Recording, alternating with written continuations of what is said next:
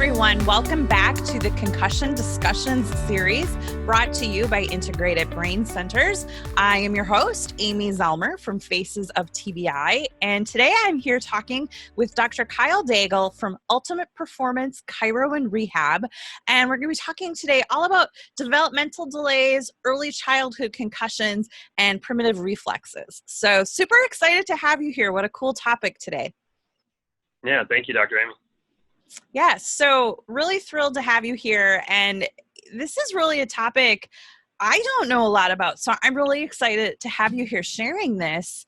And, early childhood concussions, I know so many people who their children had a concussion and it was never really addressed, especially, 10, 15 years ago. It was like, oh, he's fine.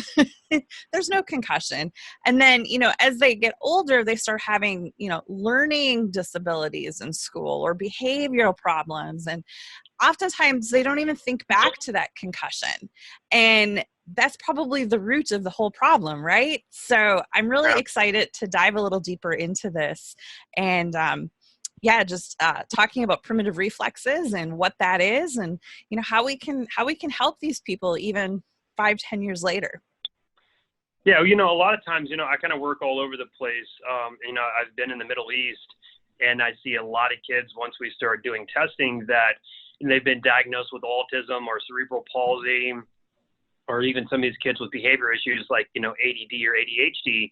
And we start checking out, looking at a good case history. And, these kids could have had numerous falls, for example, like falling out of a crib. Or some of these kids, I even have one patient that was actually on a second story building, and they were on a beach, and she literally crawled out of the window and fell from 2 stories and landed on sand. And again, that was typically, in my opinion, that girl had a pretty significant, concussion. But then, a couple of weeks later, she starts, having behavior issues, and then she gets diagnosed with ADHD. I think that it's very interesting that, people could have, underlying concussions, and they're typically diagnosed as a neurobehavior disorder. Mm-hmm. One of the main things that, I see is, milestones are set for a reason. If your kid's 16 months old or 18 months old and they're not walking, or if your kid, is 6 months old and they completely skip crawling and then now they're starting to walk at an early age, to me, that's an alarm sign. And some parents are kind of like, oh, my kid's developing at such a great rate, but you really want your kids to fall into that natural kind of trajectory. And so things can affect that, meaning that birth injuries, for example, kids could, have what's called Erb's palsy. So during the birthing process, they could have been breached. They could have, doctors could have pulled them out. And so, that now could create some sort of sensory mismatch, meaning that, they could have, not enough range of motion or coordination in one side of the arm, and that can actually affect a certain side of the brain. And then, like I said earlier, is that, a lot of these kids that, they've been dropped. And that right there, in my opinion, is that's a concussion.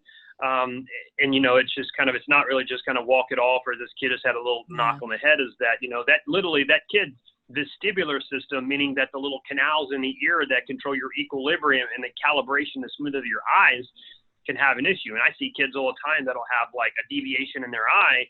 It's called a strabismus. And you look back and that kid, didn't crawl properly. When he crawled, he, just scooted. And so again, all these developmental, trajectories, if you don't hit that stuff, can have an impact later on in life. Mm-hmm.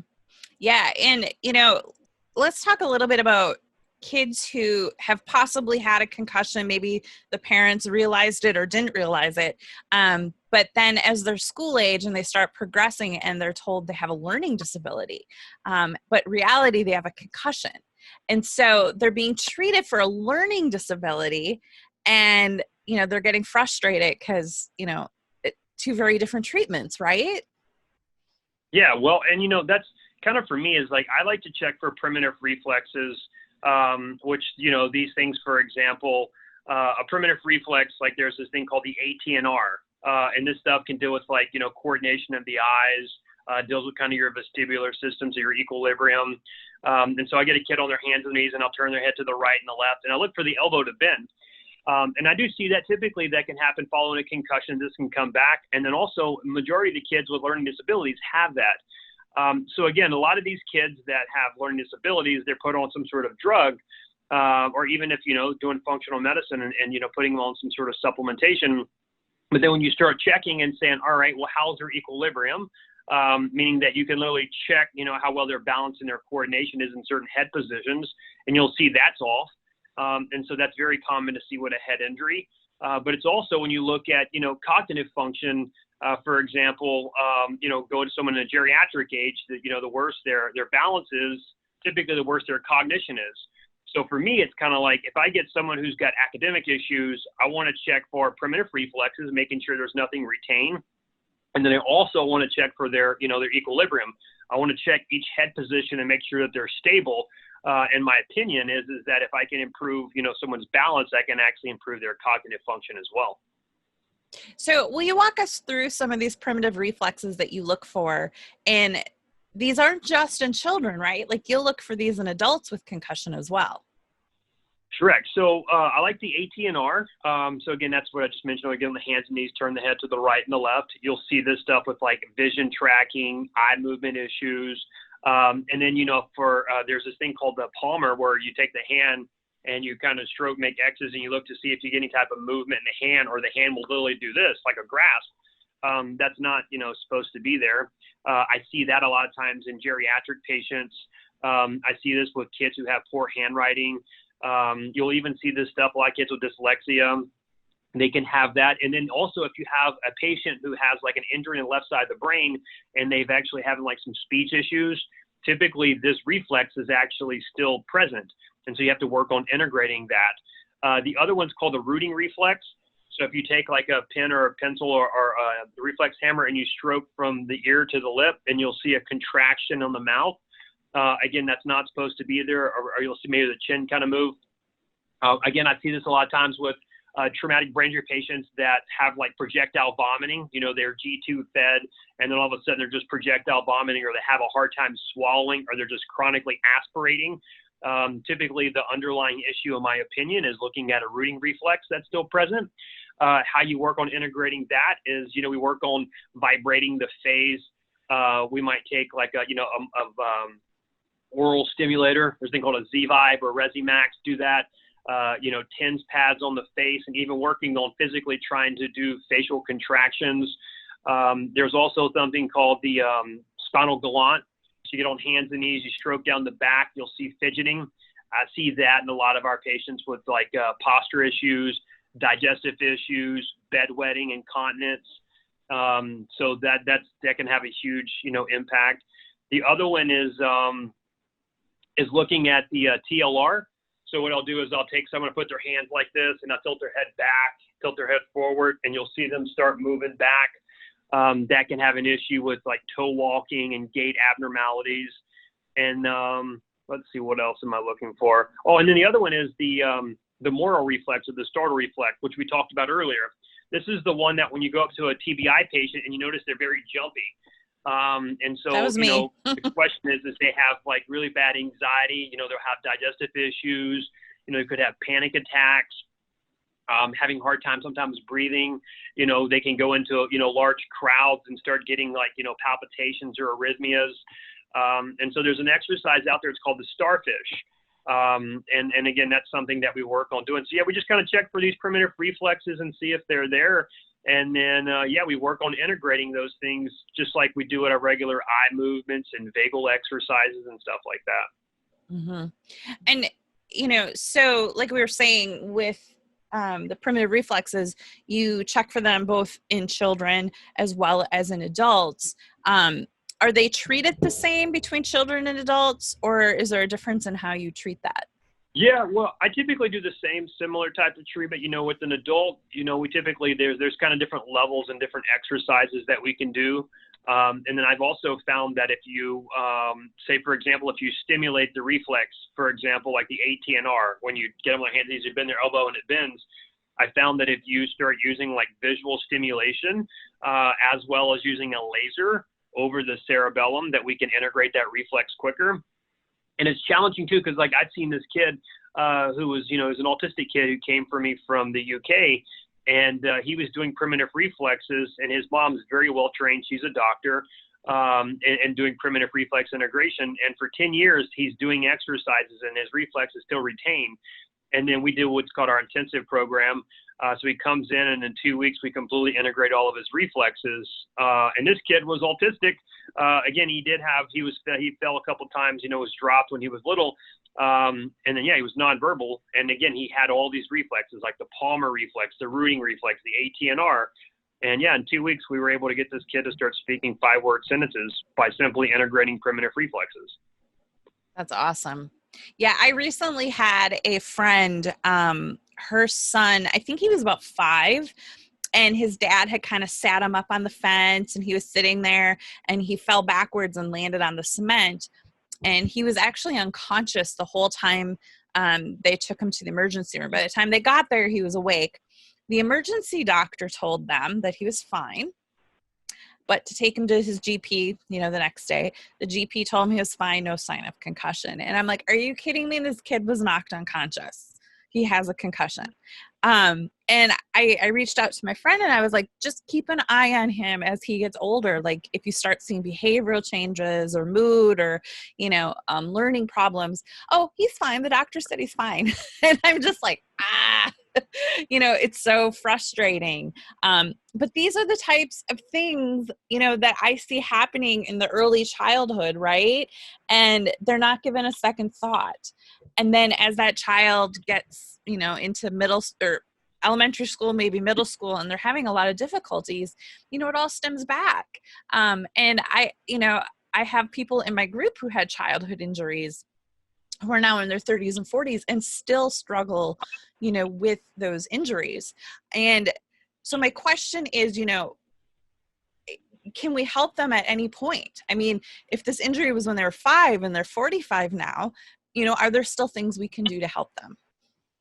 Absolutely. You know, again, I believe that, and again, not a lot of people check for primitive reflexes. And again, I didn't either. Until I started teaching with Dr. Robert Melillo. And, you know, he asked me, he says, hey, Kyle, are you checking for primitive reflexes? And I was like, no, just mainly kids. And he's like, no, check these in every patient. And I find that majority of all my traumatic brain injury patients, even if it was, you know, someone who's been, 8 years, 10 years, and they're still suffering from, you know, symptoms of a TBI, brain fog, insomnia, you know, arrhythmias, you know, digestive issues, mast cell activation syndrome. All those patients, you know, typically, you know, and they've been to great doctors and, you know, they've done, you know, great, you know, quality therapy, but sometimes, you know, you have to dig a little deeper and look and say, hey, look, do I have any of these retained primitive reflexes? Or, you know, and if you mention that, you know, retained primitive reflexes to typically like a neurologist and stuff like that, you know, they kind of, you know, typically say, well, you know, it's really not, you know, there, you know, it's really nonsense. And then you look at what's called frontal release signs, and that's more kind of what you'll see in an adult population. It's kind of the similar thing. It's just that, you know, as we age, or if we have some sort of degeneration or some sort of trauma within the frontal lobe or the brain, it can actually, you know, allow that primitive reflex to come out. So yes, I think that these patients who are still having, you know, these long, you know, lasting symptoms, in my opinion, I think there's still something underlying there. And I do think that that could be, you know, a retained frontal release or a primitive reflex that could still be, you know, contributing to the problem or the symptom. Mm-hmm. Yeah. You know, I was mentioning it earlier. So, you know, I had this kid who as a child, he had some sort of learning disability. He actually got diagnosed with dyslexia. So a lot of times with dyslexia, you'll see that they could have what's called a right cerebellum. So this area, those are your balance and coordination and calibration of movements. And then, you know, dyslexia predominantly could be like a left brain, you know, deficiency. So yeah, this kid has dyslexia, and then he ends up getting a traumatic brain injury, and then he goes into a coma for 10 days. He wakes up and he's nonverbal for 2 years. And, you know, the mom was taking him all over this place, going to all these different types of speech therapists and neurologists. And, you know, he was doing like hyperbaric oxygen, which is a great thing to do from a TBI.